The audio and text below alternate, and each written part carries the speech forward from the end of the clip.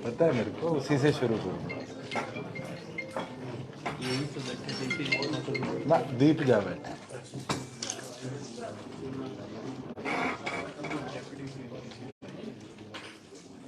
पहले तो क्योंकि हमारे सबसे सीनियर पत्रकार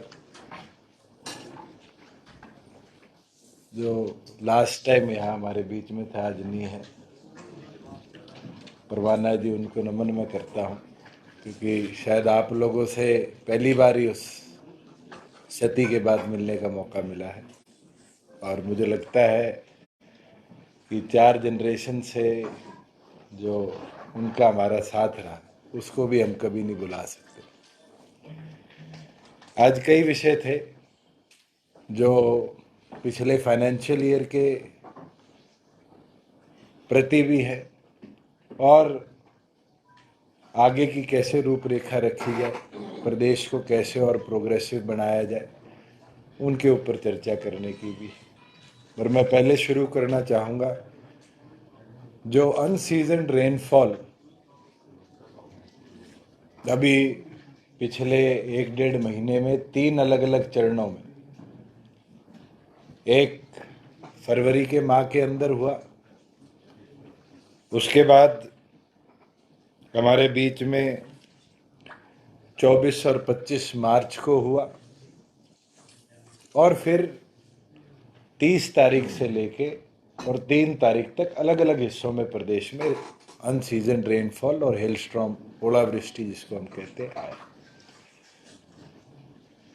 पिछले साल सरकार ने क्षतिपूर्ति पोर्टल बनाया था, जिसके अंदर फार्मर को ये ताकत दी थी कि अगर उसके क्रॉप लॉस होता है तो वो सरकार को डायरेक्ट रिपोर्टिंग क्रॉप लॉस की कर सकता है। और आज जब मैं आपके बीच में बैठा हूं, तो अभी तक 16 लाख और 83,000 के लगभग एकड़ेज की क्रॉप लॉस का डाटा फार्मर ने अपलोड किया, और लगभग ये मोटा मोटी 17 लाख, अगर मैं इसको कहूं तो 17 लाख एकड़ की वेरिफिकेशन सारे रेवेन्यू, सारे एग्रीकल्चर, और अगर और गवर्नमेंट के ऑफिशियल्स भी हम लगाए तो शायद 1 महीने में सर्वे करना प्रॉपरली इसका मुमकिन नहीं है। और दूसरी ओर पर सर्वे तो एक चीज है, किसान की कटाई शुरू होगी, और अब तक लगभग 1,65,000 मेट्रिक टन गेहूं का आगमन हमारी मंडियों में हो चुका है। और किसान ये भी सोचता है कि आगे बारिश ना हो जाए तो वो अपनी फसल कटाई को भी गति दे रहा है। उस चीज को समझते हुए मैं 3 दिन पहले जब फील्ड में गया तो मेरे को एक पटवारी ने आके बोला कि जी, हमारे पास इतना बड़ा सर्वे की मशीनरी नहीं है। तो कल सरकार ने ये निर्णय लिया है कि जहाँ रेवेन्यू ऑफिसर्स, चाहे वो पटवारी, कानूगो से लेकर डिप्टी कमिश्नर तक जो वेरिफिकेशन करेंगे, उनके साथ साथ, क्योंकि बारी बारी ये आरोप लगते पटवारी ने ठीक गिरदावरी नहीं करी, इस बार हमने 500 एकड़ जो क्षतिपूर्ति पोर्टल पे बने हैं, उसके सर्वे के लिए गांव के ही पढ़े लिखे, जो कंप्यूटर व्यवस्था जानता हो, मोबाइल से जियो टैगिंग करके फोटो फार्मर की डाल दे, उस व्यवस्था को बनाने के लिए क्षतिपूर्ति सहायक की नियुक्ति के आदेश दे दिए हैं। एक क्षतिपूर्ति सहायक 500 एकड़ का सर्वे भी करेगा, बंटवारी का सहयोग भी करेगा, और जब फार्मर क्रॉप बेच के आएगा तो उसका डाटा भी रीसिंक कर अगर किसी के 25 से 50% हुई है तो उसको हम 9,000 रुपये देंगे, 50 से 75% क्षति हुई है तो उसको 12,000 देंगे, और 75% से 100% तक किसी के क्रॉप लॉस हुआ है और वो एक दाना भी मंडी में नहीं बेच पाया है तो उसको 15,000 रुपये देने का जो सरकार का नियम है, उस अनुसार जैसे जैसे सहायकों द्वारा भी और रेवेन्यू ऑफिसर द्वारा भी वेरिफिकेशन हमारे पास आएगी।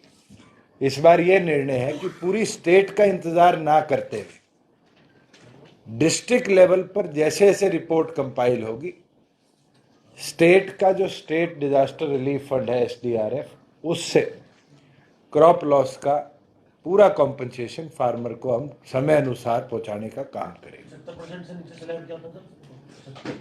मैं दोबारा रिपीट करता हूं, गवर्नमेंट ऑफ इंडिया तो 33 से 50 कहती है, हरियाणा सरकार के नियम है 25% से 50% को 9,000 रुपये, 50 से 75% को 12,000 रुपये और 75% से 100% किसी के क्रॉप लॉस है तो उसको 15,000 रुपये हम क्रॉप लॉस का कॉम्पनसेशन देते हैं। जनरल गिरदावरी की जो हमारे पास रिपोर्ट आई है उसके अंदर 13 ऐसे जिले थे जिसमें फरवरी के महीनों में क्रॉप लॉस रजिस्टर हुआ।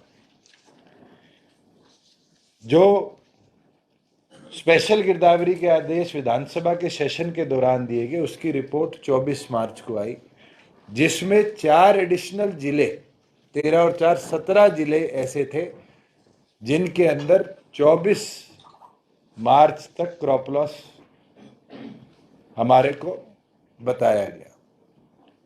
और अब जो हेलस्ट्रॉम और रेनफॉल हुआ है इसका डाटा अभी आना बाकी है। मुझे ये अनुमान है 3 ऐसे जिले हैं जहां कम रिपोर्टिंग क्षतिपूर्ति पे भी है और अब तक कोई भी ऐसी रिपोर्ट नहीं आई जिसके अंदर बहुत ज़्यादा क्रॉप लॉस है। लिमिटेड पैचेज में ओले गिरे हैं, जैसे फॉर एग्जांपल हिसार डिस्ट्रिक्ट है, हिसार के अंदर ओलावृष्टि अगर कहीं हुई तो जो एयरपोर्ट के साथ लगते हुए गांव हैं उनके अंदर रिपोर्ट हुई, उसके सिवाय लगभग पर जिले के अंदर क्रॉप ठीक है। वैसे ही पंचकुला एक ऐसा डिस्ट्रिक्ट है जिसमें ज़्यादा रिपोर्टिंग क्षतिपूर्ति पे भी अब तक नहीं है, तो उसकी क्रॉस वेरिफिकेशन चल रही है। जैसे जैसे वेरिफिकेशन होगी वैसे वैसे डाटा हमारे पास आता रहेगा। क्षतिपूर्ति पे एक चीज़ जरूर आई, चरखी दादरी, जींद, कैथल, महेंद्रगढ़, रेवाड़ी और सोनीपत ऐसे जिले हैं जिनमें 1 लाख एकड़ से ज़्यादा क्रॉप लॉस की रिपोर्टिंग फार्मर्स द्वारा करी गई है और इसका कॉग्निजेंस सरकार ने ले लिया है। और ये है जी चरखी दादरी, जींद, कैथल, महेंद्रगढ़, रेवाड़ी और सोनीपत, जिसमें तीनों टाइम में जनरल गिरदावरी भी, पहली स्पेशल गिरदावरी भी और जो लास्ट हेलस्ट्रॉम और रेनफॉल आया है अप्रैल के शुरुआत में मार्च के अंत में, उसके अंदर सबसे ज़्यादा एकड़ेज क्रॉप लॉस का इस 16 लाख में से इन 6 जिलों में रजिस्टर हुआ। 5 जिले जो बचे हुए हैं आप बता रहे थे, पंचकुला, हिसार, अभी 2 जिले हैं जिनके अंदर डिप्टी कमिश्नर द्वारा 0-0 रिपोर्ट किया गया है, मगर क्षतिपूर्ति के डाटा को हम कोलैब करते रहे। एक डाटा आपके साथ और शेयर करना चाहूंगा, वो रेवेन्यू साइड का है। पिछले 3 वर्षों के अंदर हमने बड़े प्रयास करे कि जो हमारा रेवेन्यू सिस्टम है उसको मॉडर्नाइज भी किया जाए, डिजिटलाइज भी किया जाए, उसको लार्ज स्केल मैपिंग और स्वामित्व के साथ से डिस्प्यूट फ्री भी किया जाए, और हम उसके अंदर सक्सेसफुल रहे। हरियाणा प्रदेश के 6260 गांव जो हमारे 3 टियर मैपिंग थी ड्रोन्स द्वारा लाल डोरा मुक्त कराने की, हमने पूरी तौर पर कंप्लीट कर ली है 22 के 22 जिलों के रूरल एरिया के अंदर।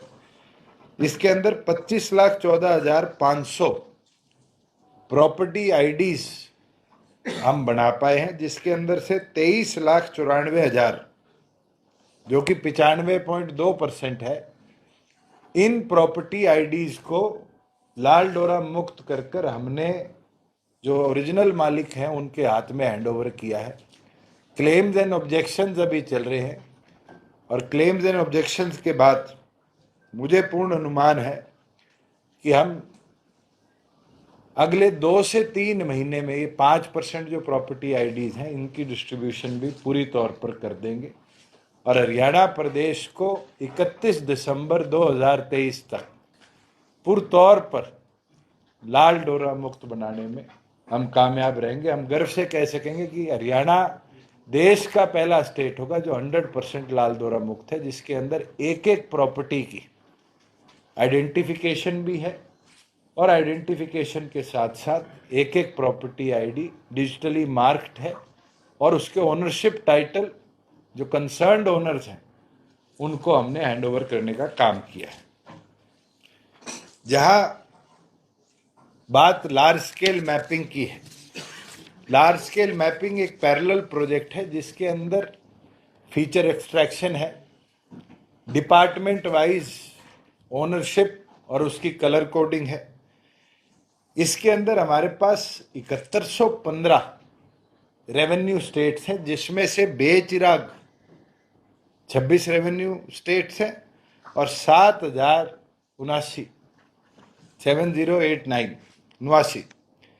ये वो रेवेन्यू स्टेट्स हैं जिनका पूरी तौर पर जो हमारा लार्ज स्केल मैपिंग है इसके द्वारा ड्रोन फ्लाइंग हमने शुरू करी हुई है। ये स्वामित्व से अलग है और ये वन ऑफ इट्स काइंड है, जिसके अंदर एक एक चीज को कलर कोडेड मार्क कर दिया जाएगा और फिर अगर आपने चंडीगढ़ बैठकर भी डिजिटली ये देखना है कि सिरसा के किसी गांव में किस नाम से कौन सी प्रॉपर्टी, तो आप उसको डिजिटली कलर कोडेड देख पाएंगे। इसके अंदर अभी 4976 गांव में ड्रोन फ्लाइंग हमारी कंप्लीट हो चुकी है। करनाल, सोनीपत, पानीपत और कुरुक्षेत्र, इन जिलों के अंदर 100% ड्रोन फ्लाइंग कंप्लीट हो चुकी है। करनाल और सोनीपत को अर्बन और रूरल दोनों, क्योंकि लार्ज स्केल मैपिंग के अंदर रूरल अर्बन डिवाइड नहीं है, पूरे जिले का मैप इसमें बनता है और इसमें मरब्बा स्टोन्स जो हमारे हैं पुराने, जो आज मोस्ट प्रॉपर्टीज में मिसिंग है, वो मरब्बा स्टोन्स की मार्किंग भी समय अनुसार हम कर रहे हैं और डिजिटली कर रहे हैं कि जियो टैगिंग के माध्यम से हमें एग्जैक्ट जीपीएस लोकेशन एक एक मरब्बे स्टोन की हरियाणा प्रदेश में मिल जाए, जिसकी एक्यूरेसी 0.1 इंचेस के लगभग हम मानते हैं कि हम कर पाएंगे। इतना एक्यूरेट लार्ज स्केल मैपिंग का डाटा होगा। हमारा टारगेट है कि हम मार्च 2024 तक पूरे हरियाणा प्रदेश को लार्ज स्केल मैपिंग के तहत कवर कर पाएंगे। लार्ज स्केल मैपिंग में हमें दो दिक्कतें जरूर आई। ड्रोन्स जब हिली ट्रेन में फ्लाई करते हैं तो फीचर एक्सट्रैक्शन और एरिया एक्यूरेसी नहीं हो पाती और उससे जो गवर्नमेंट ऑफ इंडिया की टीम हमारे साथ इस प्रोजेक्ट में कोऑर्डिनेटेड थी, उनको निरंतर दिक्कत आ रही थी।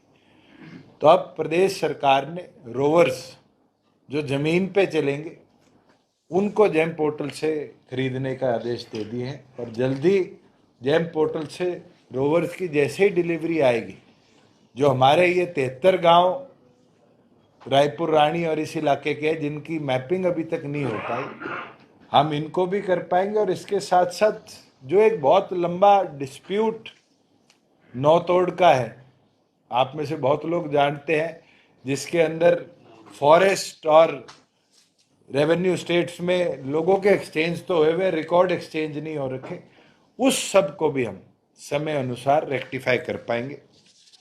लास्ट ईयर डिस्ट्रिक्ट लेवल का रिकॉर्ड रूम जो था, डीसी का रिकॉर्ड रूम जिसको हम बोलते थे, उसको हमने डिजिटलाइज कर दिया था, मगर 4 ऐसे रिकॉर्ड रूम्स थे जो उससे लिंक्ड थे, वो भी हमारे करने बाकी थे। वो थे पटवार खाने का, सब तहसील का, तहसील का और कमिश्नरेट का। ये हमने निर्णय ले लिया है कि अब जैसे डीसी का रिकॉर्ड रूम मॉडर्नाइज हुआ है, कहीं आगजनी के कारण रिकॉर्ड जल जाता था और जल जाता था, इससे हम टेक्नोलॉजी का लाभ उठा लें। बाय 31 दिसंबर 2023 हरियाणा प्रदेश का सारा रिकॉर्ड, चाहे वो पटवार खानों का हो, चाहे वो सब तहसील का हो, चाहे हमारी कमिश्नरेट्स का हो, उसको भी हम डिजिटलाइज करेंगे और उसके साथ साथ फिर जो हमारे एफसीआर कोर्ट्स में केसेस पेंडिंग है उसकी एक्सपीडिशन को भी बढ़ाने का काम करेंगे। एक चीज और आपके साथ शेयर करना चाहूंगा, कोविड और कोविड के बाद के सालों में रेवेन्यू कितना बड़ा, स्टैंप ड्यूटी प्रदेश को कितनी आई, अलग अलग प्रकार की जो और लीज डीड की ड्यूटी है और ड्यूटी है वो कितनी आई, ये आपने कई बार पूछा। कई बार ये आरोप भी लगे स्कैम हो गया। मैं आपके साथ डाटा शेयर करना चाहूंगा। 2020-21 में हमारा जो रेवेन्यू रिकॉर्ड था, मैं 19-20 से शुरू कर लेता हूं। 19-20 में 6100 करोड़ रुपया रेवेन्यू स्टैंप ड्यूटी प्रदेश सरकार ने इकट्ठी करी। 20-21 कोविड ईयर था, लगभग 4 महीने के आसपास हमारे रेवेन्यू स्टेट्स बंद पड़े थे। उस दौरान 5134 करोड़ रुपया स्टैंप ड्यूटी प्रदेश के खाते में आई। 21-22 जो कि पिछला वित्त वर्ष था, उसके अंदर 8490 करोड़ रुपया स्टैंप ड्यूटी का हरियाणा सरकार के पास है। और ये जो फाइनेंशियल ईयर अभी खत्म हुआ है 22-23 का, इसमें रिकॉर्ड 10,395 करोड़, मैं रिपीट कर दूं 10,395 करोड़ स्टैंप ड्यूटी और अदर रेवेन्यू ड्यूटीज का प्रदेश सरकार के खाते में आया। यहाँ प्रोक्योरमेंट की बात चल रही है, मोटा मोटा आप सबको पता है 408 मंडी गेहूं की, 102 सरसों की, 11 दालों की और लगभग 25 बारले की हमने नोटिफाई करी है। दाल और बारले अब तक हमारे पास आया नहीं है, सनफ्लावर आया नहीं है अभी तक। मस्टर्ड और वीट मंडियों के अंदर आया है, जिसमें मॉइस्चर कंटेंट भी आ रहा है क्योंकि अनसीजन रेनफॉल की वजह से। हमने गवर्नमेंट ऑफ इंडिया को 4 दिन पहले पत्र लिख दिया था। गवर्नमेंट ऑफ इंडिया की कल टीम्स भी 3 हरियाणा प्रदेश में सर्वे कर गई है। माननीय पीयूष गोयल जी से भी मेरी टेलीफोनिक चर्चा हुई है और मुझे उम्मीद है कि जो लस्टर लॉस है, आज दाने में शाइन नहीं है, आज या कल के अंदर गवर्नमेंट ऑफ इंडिया भी हरियाणा प्रदेश को उसके आदेश दे देगी कि उसके अंदर लस्टर लॉस के साथ भी प्रोक्योरमेंट करी जाए। और मॉइस्चर कंटेंट में भी ईज करने के लिए हमने उनसे मांग करी है, क्योंकि ड्यू टू हाई मॉइस्चर आज मंडियों के अंदर 1.5 लाख मेट्रिक टन हमारी गेहूं आई है और उसके अंदर से 18,000 मेट्रिक टन हम प्रिक्योर कर पाए हैं। मगर मुझे उम्मीद है कल से गर्मी बढ़ी है, अगले 1-2 दिनों के अंदर मॉइस्चर कंटेंट कम होगा। फार्मर भी बड़ी मात्रा में 10 अप्रैल के बाद ही गेहूं लेके आता है और 30 अप्रैल तक गेहूं का पीक अराइवल हरियाणा प्रदेश में रहता है। हमारा लास्ट जो फाइनेंशियल ईयर में वीट प्रोक्योरमेंट थी वो लगभग 67 लाख मेट्रिक टन थी। इस बार बारिश ज़्यादा हुई है, हम फिर भी 76 लाख मेट्रिक टन के लिए पूरी तौर पर गेयर्ड अप है, चाहे वो गनी बैग्स हो, चाहे हमारे लेबर और ट्रांसपोर्ट के कॉन्ट्रैक्टर्स हो, हर मंडी के अंदर नियुक्त हो चुके हैं। और मुझे पूर्ण उम्मीद है कि पिछली साल के लगभग इक्वलेंट वीट अराइवल इस साल हम देखने का काम करेंगे। जहां पैसे किसान के खाते में देने की बात है, हमने 2.5 साल पहले पहला कदम उठाया था, हम सक्सेसफुल रहे। लगभग 13 से 14 हजार करोड़ का, चाहे वो फूड सिविल सप्लाईज हो, चाहे वो हरियाणा वेयर हाउसिंग कॉरपोरेशन हो, चाहे वो हैफेड हो, और 5% जो इस बार 10% से केंद्र सरकार ने कम कर दिया। एफसीआई की जो प्रोक्योरमेंट है उसके लिए चारों डिपार्टमेंट्स ने अपनी सीसीएल बना ली है। फार्मर की पेमेंट 48 to 72 आवर्स डीबीटी के माध्यम से किसान के खाते में हम देने का काम करेंगे।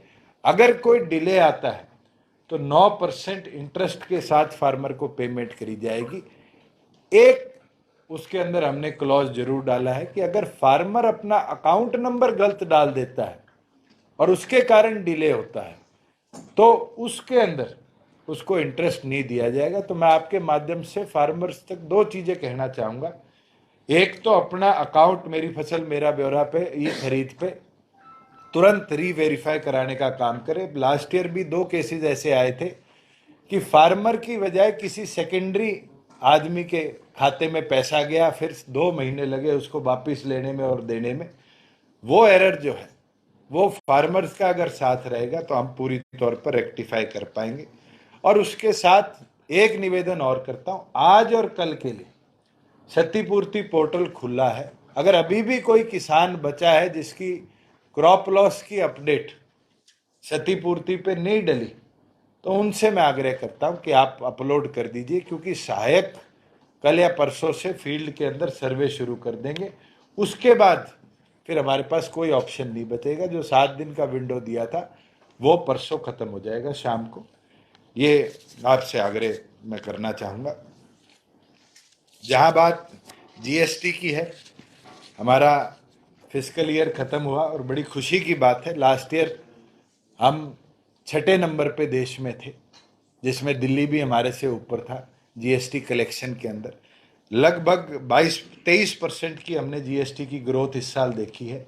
जीएसटी टोटल कलेक्शन प्रदेश की 33,527 करोड़ है, जिसमें से जो लास्ट 2 महीनों की हमें जीएसटी कॉम्पनसेशन 3 महीनों की हमें मिली थी, उसके अंदर 2575 करोड़ रुपए कॉम्पनसेशन का हमें पैसा मिला था।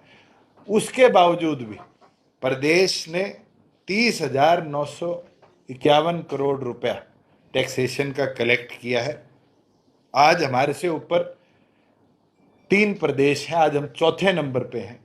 और वो 3 प्रदेश भी मैं आपको बताऊं तो एक union territory of Dadar Nagar Haveli है, एक सिक्किम है और एक गोवा है, जो कि बहुत छोटे छोटे प्रदेश हैं। और बड़ी अच्छी मेहनत हमारे टैक्सेशन ऑफिसर्स ने करी है, जिसके अंदर 2 राउंड ऑफ ट्रेनिंग हमने, एक राउंड ऑफ ट्रेनिंग तो ब्रिटिश हाई कमीशन और उनकी टीम से कराने का काम किया, और एक सेंट्रल जीएसटी, उसके साथ साथ कई ऑफिसर्स उसके अंदर सीबीआई, ईडी और ये जो इन्वेस्टिगेशन एजेंसीज होते हैं कस्टम्स के, इनके भी हमारे ऑफिसर्स को ट्रेन करने आए। और मैंने ये आदेश भी दे दिया है कि इसको 2 बार साल में हम एक रेगुलर इवेंट बनाए कि हमारे जितने ऑफिसर्स हैं वो लेटेस्ट मॉडर्न टेक्नोलॉजी के साथ गेयर अप होते रहे। और इसके लिए स्पेशल बजटरी प्रोविजन भी हमने इस बार रखवाई। जहाँ बात एक्साइज की आती है, मैंने आपको पीछे ब्रीफ किया था कि हमारी ग्रोथ रेट अच्छी है, क्योंकि हमारा फाइनेंशियल ईयर ख़त्म हो गया और 1 महीना अभी हमारे लास्ट किस्त बाकी है। मगर उसके बावजूद भी अगर मैं पूरे साल का अनुमान लगाऊं तो अभी तक 22-23 का जो एक्साइज ईयर है उसके अंदर 9,687 करोड़ रुपया प्रदेश सरकार के पास आ चुका है। और जैसे ही आगे ऑक्शन और ये प्रोसेस शुरू होगा, इस बार जो हमने 9200 करोड़ का टारगेट लिया था, हम 10,200 करोड़ को क्रॉस कर लेंगे इस एक्साइज ईयर के अंदर। उसके अंदर 2400 हमारे टोटल लिकर वेंट्स थे, 2400 में से 2104 लिकर वेंट्स पर हमने POS system, point of sale system, जो हमारी एक्साइज पॉलिसी का पार्ट था, वो इंस्टॉल कर दिया है। Flow meters already in movement है और मुझे उम्मीद है कि इस महीने के अंत तक हमारी डिस्टिलरीज के अंदर फ्लो मीटर्स प्रॉपरली इंस्टॉल हो जाएंगे। High security CCTV cameras Haryana प्रदेश के प्रत्येक वेयरहाउस, प्रत्येक बॉटलिंग प्लांट और प्रत्येक डिस्टिलरी के अंदर इंस्टॉल हो चुके हैं।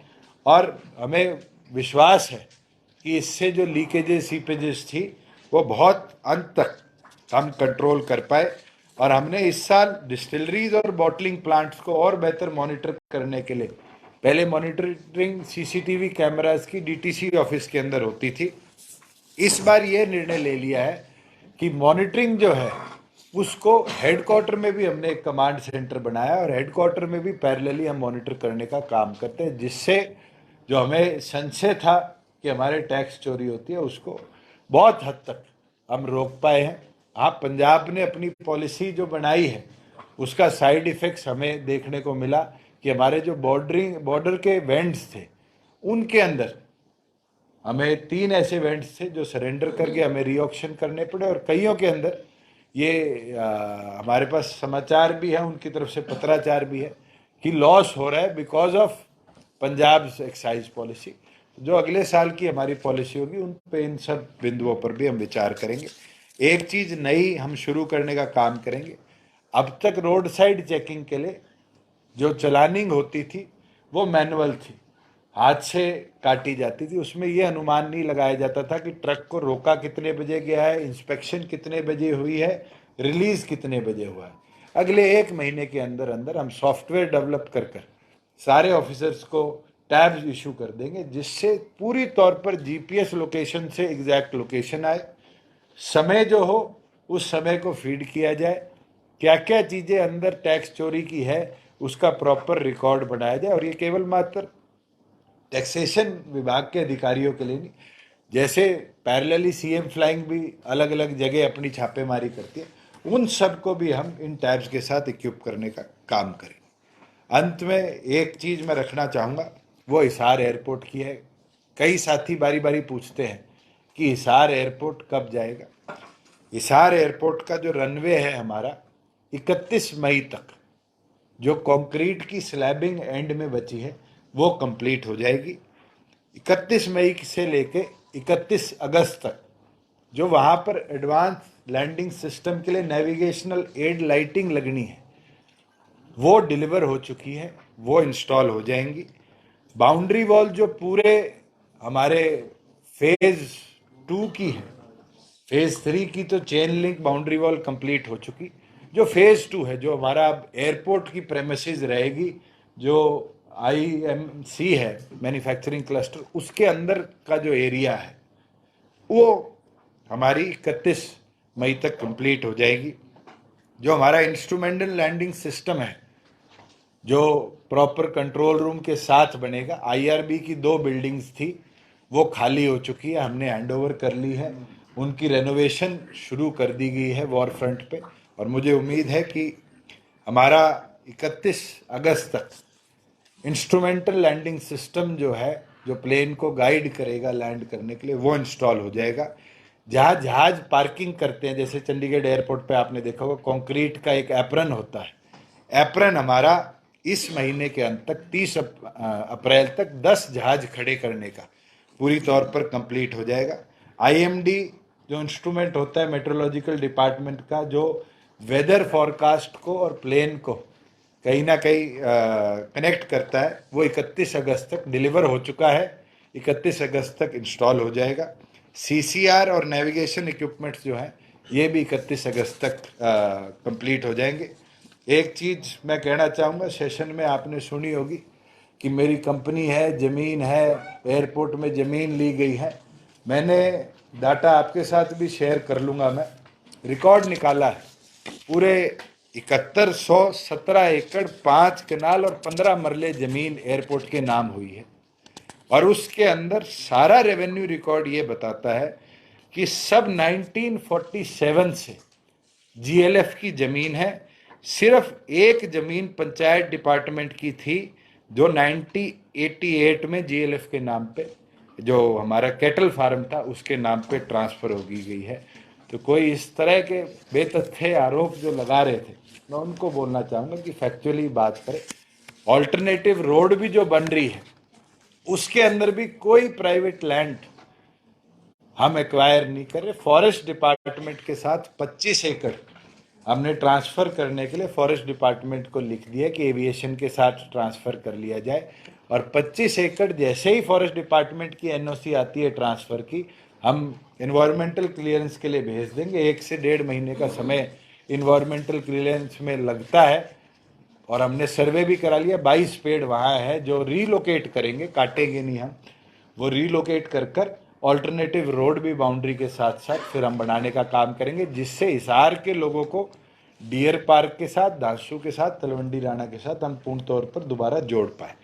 इसके साथ एक चीज़ जरूर कहना चाहूँगा, कल मेरे पे ये आरोप ना लगे कि दुष्यंत की कंपनी है। एक कॉरपोरेशन हमने बनाई है जिसका नाम हरियाणा एविएशन डेवलपमेंट कॉरपोरेशन है, और उसके अंदर चेयरमैन एविएशन मिनिस्टर है एक्स ऑफिशियो, उसके अंदर मेंबर्स के तौर पर ACS finance, PSCM, ACS industry, ACS civil aviation, ये सब मेंबर्स के तौर पर है।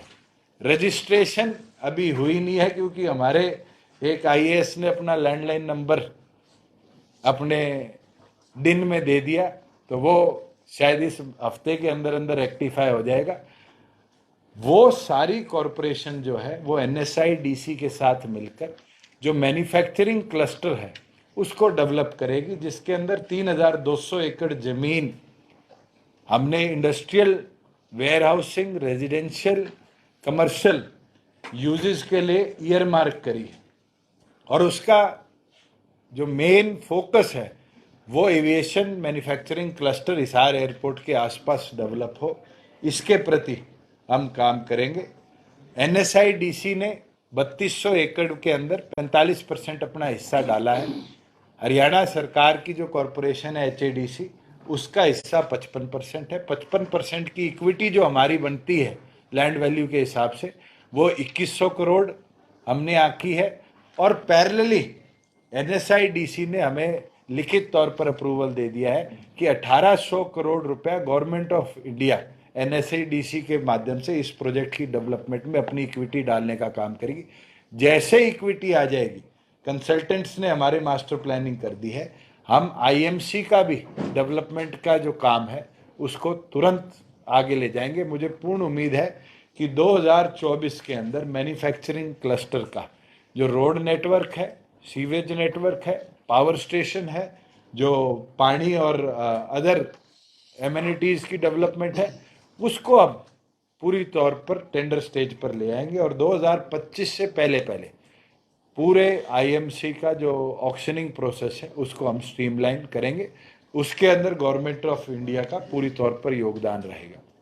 एक चीज़ और टच करना चाहूँगा, 5 दिन पहले हमारे जो defence ministry government of India, उनका अप्रूवल आ गया है।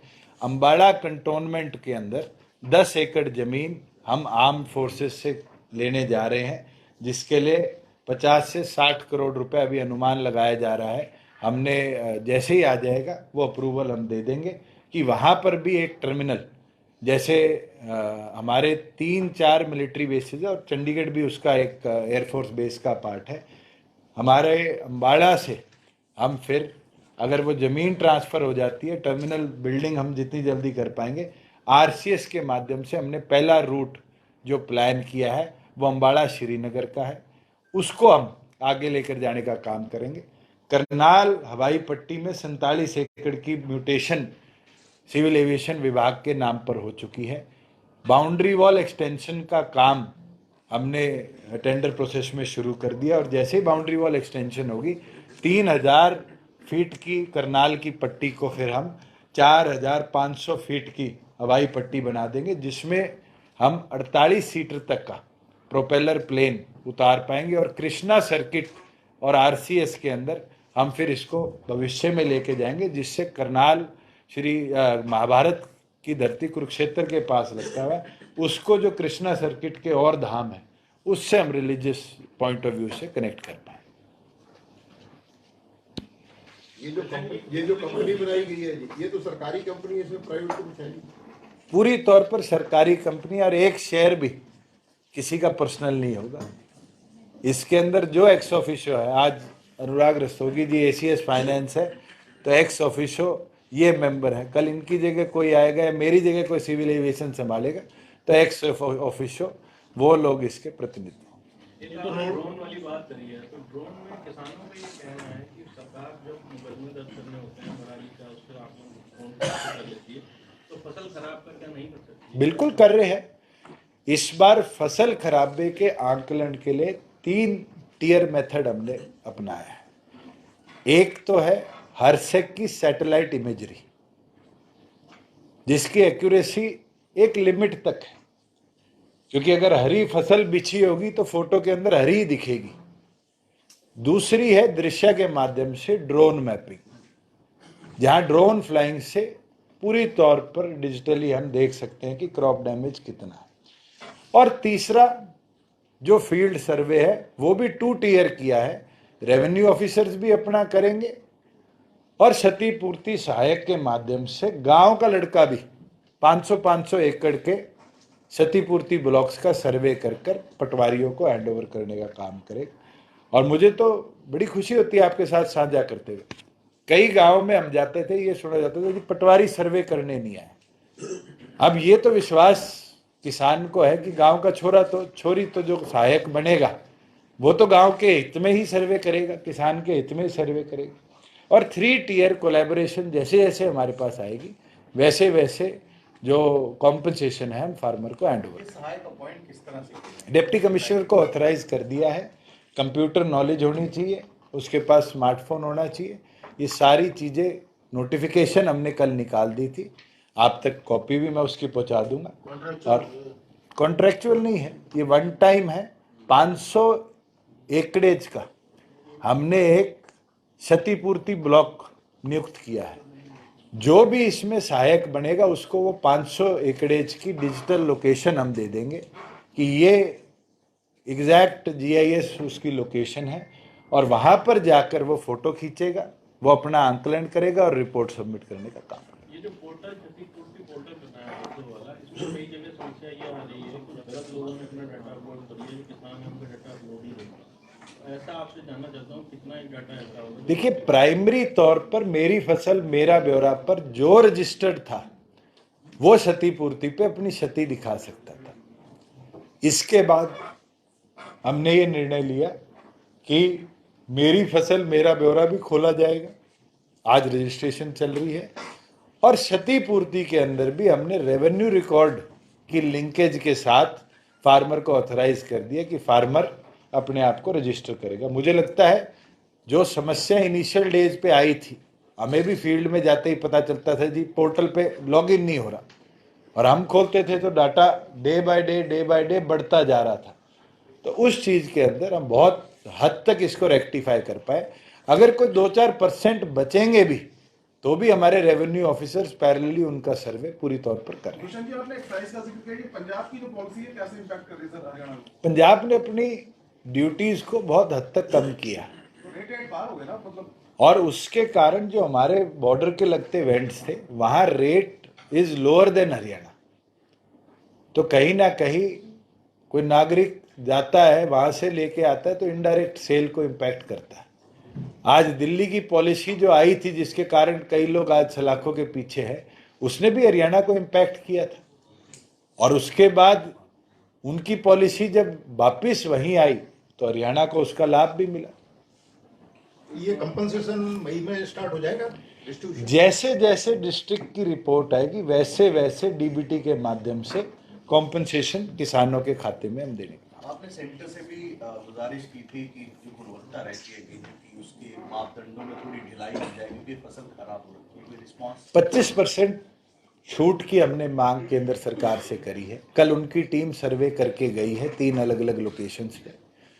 मेरी पीयूष गोयल जी से भी बात हुई है, उनने विश्वास दिलाया कि जैसे ही लस्टर लॉस की जो प्राइमरी रिपोर्ट एफसीआई की टीम गवर्नमेंट ऑफ इंडिया को देगी, रिलैक्सेशन के साथ वो हमें नोटिफाई कर देंगे। मुझे उम्मीद है आज या कल के अंदर हमारे पास उनकी तरफ से मॉइस्चर और लस्टर लॉस के लिए जो हमने मांग करी है उसका रिप्लाई पूरी तौर पर। सर बुजुर्गों की जो इनकम का दायरा बढ़ा दिया पेंशन के लिए, उसको किस तरह से देखते हैं? देखिए, जब सम्मान पेंशन की शुरुआत हुई थी तो 80,000 परिवार की आय नियुक्त करी गई थी। उसको बढ़ते बढ़ते बढ़ते 2 लाख रुपए कांग्रेस शासन में किया गया, और इस बार बजट के अंदर हमने 3 लाख किया है।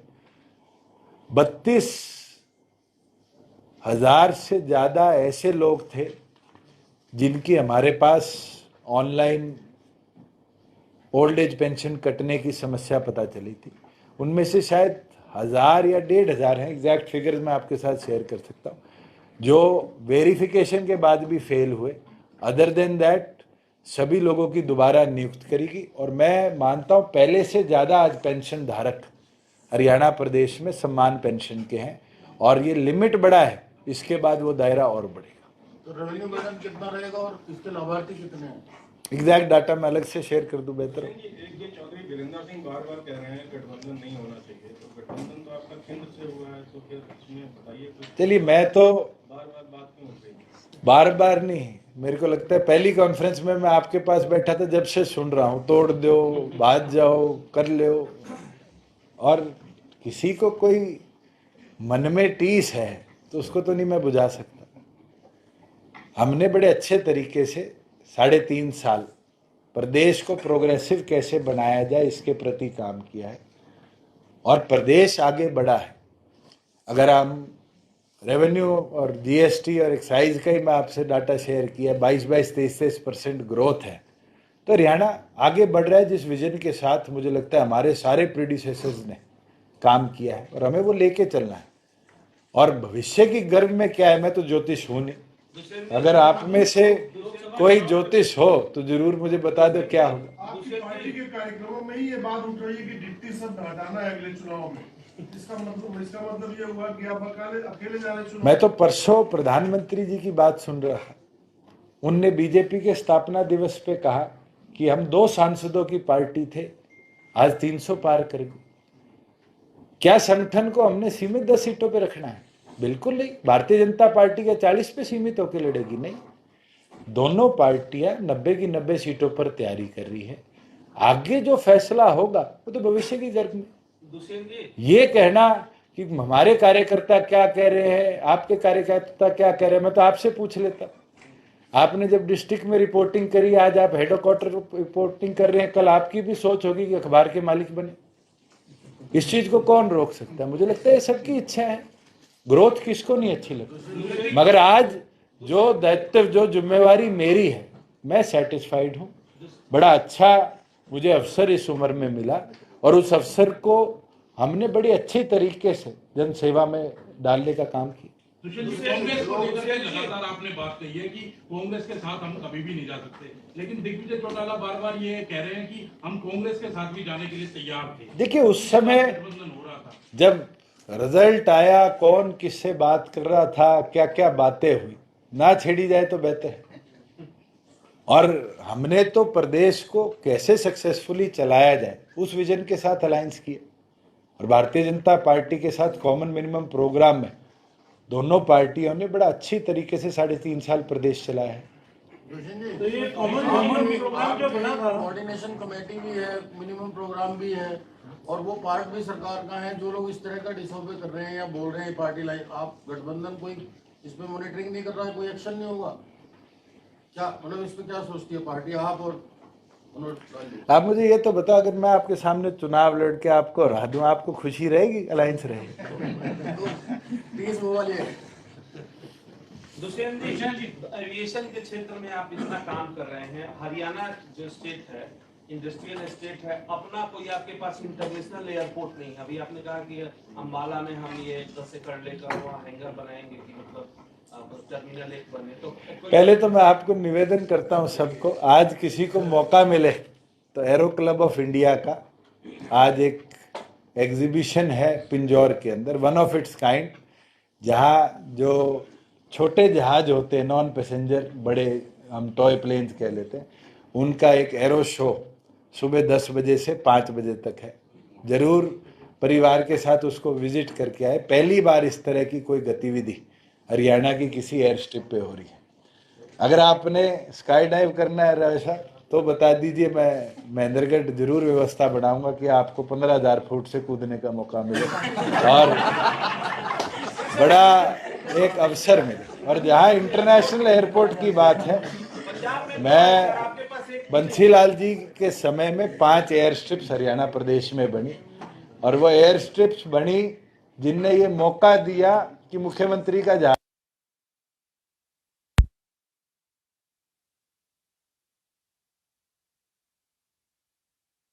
Vishan ji, regarding old age pension, Congress is saying they will pay 6,000 rupees per month because JJP has failed to meet their promises before the election, and he is also saying that they will implement OPS. एक चीज मैं बोल सकता हूँ कि बारी बारी मेरे से पेंशन पे सवाल पूछा जाता है, मगर कॉमन मिनिमम प्रोग्राम में जो सैकड़ों चीज हुई है उस पर भी तो सवाल पूछो।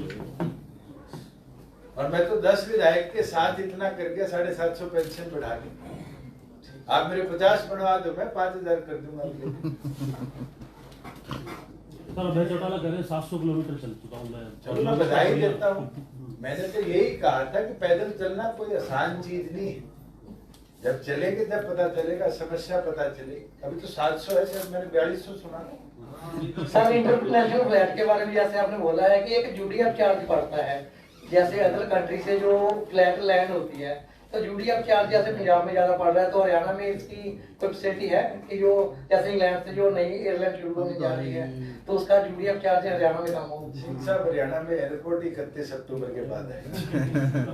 टैक्सेशन पे, रेट्स पे, पार्किंग चार्जेस पे, लैंडिंग चार्जेस पे, फ्यूल चार्जेस पे जो टैक्स लगाना है सरकार जब ही प्लान करेगी जब हम सक्षम हो पाएंगे एक जांच को। ये तो सहायक लगा, ये तो कांग्रेस के साथ अलायंस का भी रास्ता खुला हुआ है। क्षतिपूर्ति सहायक को मानते क्या रहेगा? एक दिन छोड़ लो, क्षतिपूर्ति सहायक जो लगेंगे उनको कितना पैसा देंगे? 5,000 रुपए 500 एकड़ की सर्वे के लिए। 500 एकड़ का एक ब्लॉक है, एक ब्लॉक पर एक सहायक लगाया जाएगा जो पटवारी की असिस्टेंट करेगा एक्सपर्टाइट करने के लिए सर्वे। ऑथेंटिसिटी का क्या है? इन्होंने सही किया है। देखिए 3 टियर सिस्टम तो मॉनिटरिंग का है, अरसेक है, दृश्य है और फिजिकल वेरिफिकेशन है। उसके बाद मेरी फसल मेरा ब्यौरा से भी क्रॉस चेक तो हम करते ही है। कई केसेस ऐसे आए जिसने 100% क्रॉप लॉस दिखाया और बाद में पता चला मंडी में वो एकड़ेज से भी फालतू गेहूं बेच के आया। इसीलिए मैं ये आपको बोल रहा हूँ कि हम मई के महीने में ही पहली डिसम्बर्समेंट क्रॉप लॉस की ले पाए। सीटों पर लड़ेंगे लोकसभा में, कितनी तैयारी है लोकसभा चुनाव में? लड़ेंगे, ये तो भविष्य है, तैयारी 10 पे। तो सर कांग्रेस के साथ अलायंस का भी कोई रास्ता खुला हुआ? आज मेरा अलायंस भारतीय जनता पार्टी से, मैं दूसरी तरफ छोड़ दिया।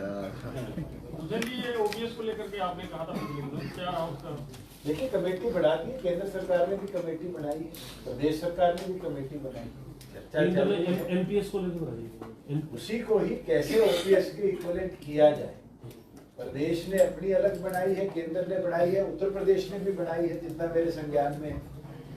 और जैसे ही उसकी रिपोर्टिंग आएगी मुझे लगता है पहले तो प्राथमिकता है, क्योंकि एनपीएस ओपीएस जो भी प्रदेश कह रहा है कि हम ओपीएस लागू कर देंगे वो टेक्निकली गलत है। कॉन्स्टिट्यूशनल अमेंडमेंट इसके अंदर होगी और जब तक वो नहीं होगी तब तक बात करने वाले बात करते रहेंगे, असली लाभ किसी को नहीं मिलेगा।